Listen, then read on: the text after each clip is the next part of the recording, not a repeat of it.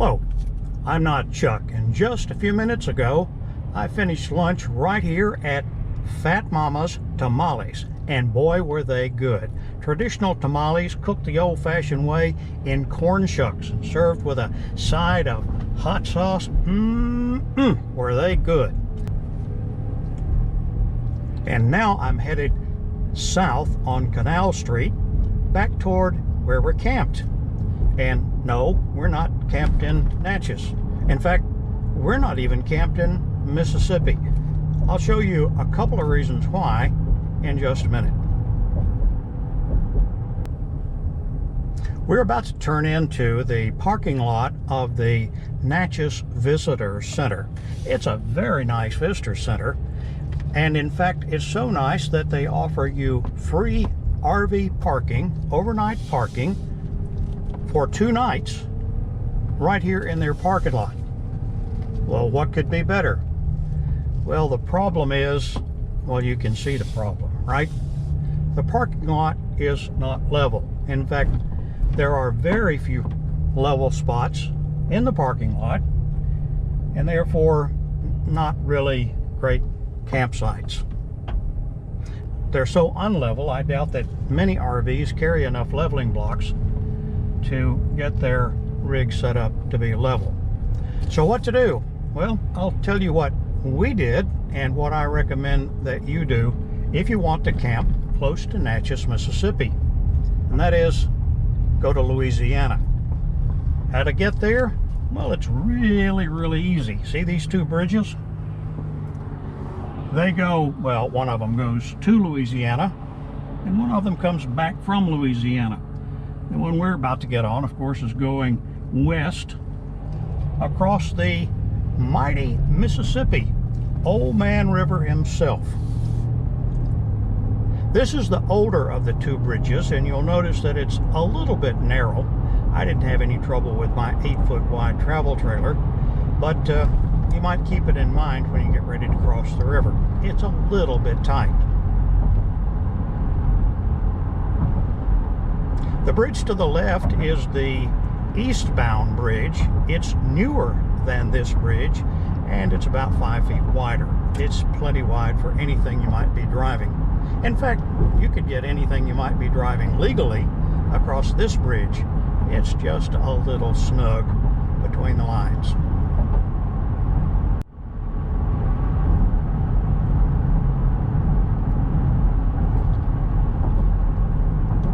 We're coming into the town of Vidalia, Louisiana.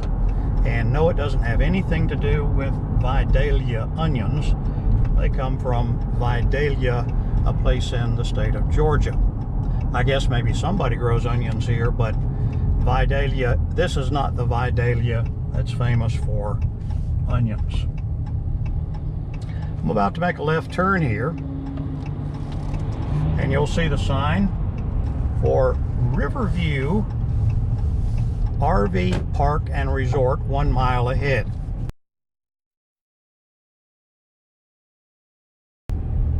Now, I give you fair warning. We're about to go through a neighborhood in Vidalia that's not one of the nicest.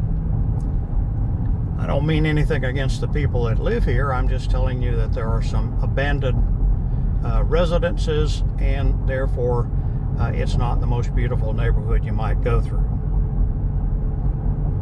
There are also some pretty nice little houses. We're headed south parallel to the Mississippi River, and the entrance to the Riverview RV Park and Resort is just ahead on the left.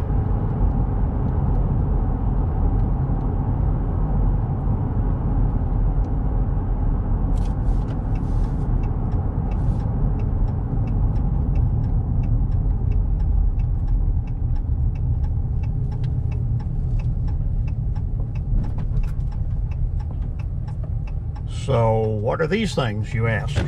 Or maybe you know. These are old buoys that came out of the river from years gone by, and they've been repainted and repurposed to be road markers, I suppose. We're climbing up on top of the levee All up and down the Mississippi River, there's a levee that, in case the river were to get wildly out of control, the levee would keep it from spilling over into more populated areas. Now we're going down the other side of the levee, and yeah, that's where the RV park is. Was I worried last night? Not a bit.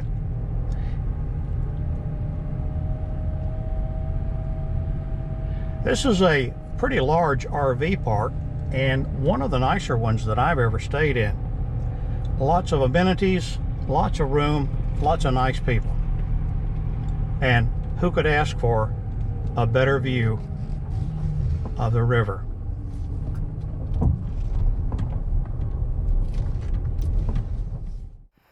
It's getting close to sundown on Wednesday, the 24th of October.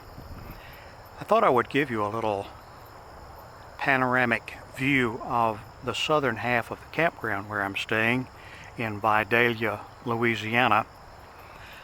We're starting at the very southern tip, and I'll try to pan slowly so you can avoid having a dizzy spell. It is a fairly large campground. We're in spot number 115. I don't really know how many spots there are here, but I would say there's room for at least a couple hundred RVs of various sizes and shapes and price ranges. We just saw a Newmar come in a little bit ago. In fact, that might be it right there. I noticed a lot of Class A's now are pulling Jeeps. That seems to be the preferred towed.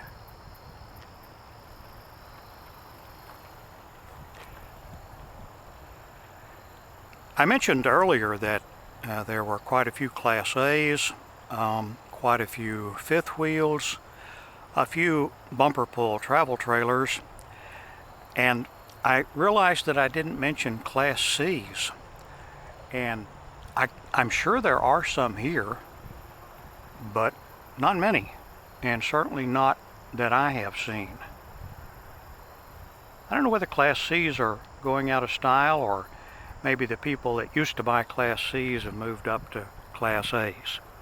Anyway, that's the southern half. There's an equally large northern half on the other side, and I probably won't get up there to show that to you. It would be a little bit redundant. I'm going to move on up to the bank of the river and pick up filming there. This is a view from the walking path around the RV park.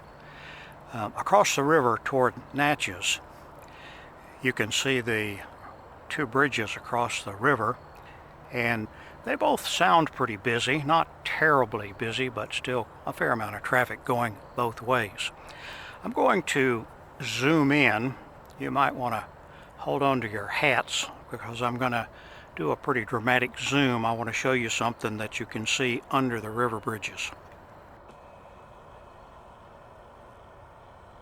It is late afternoon, and you can see some lights in the distance across the river. We're looking from the walkway on the east side of the RV park, and we're looking across the Mississippi River. And what you can see, you can make out a building there, or actually a few buildings, although you can't differentiate them because I'm so far away. That particular area is quite famous. It's called Natchez under the hill. And in times gone by, it was the unsavory part of Natchez. A lot of drinking and gambling and all that goes with those things, or all that people think goes with those things, used to happen right there in Natchez under the hill. Thank you very much, and don't forget, I'm not Chuck.